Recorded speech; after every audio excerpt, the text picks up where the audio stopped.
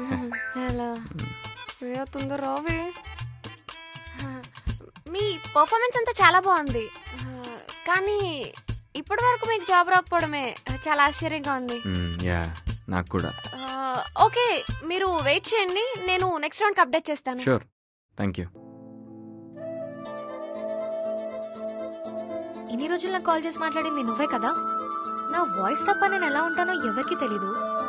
అలాంటిది నా పేరు చెప్పినప్పుడే నాకు నీ మీద డౌట్ వచ్చింది. ఇప్పటికైనా ఇదంతా ఎందుకు చేసావో మీరే చెప్తావా? అన్నారు కదా మీ షో ద్వారా జరిగిన కథలు చెప్పుకోవచ్చని.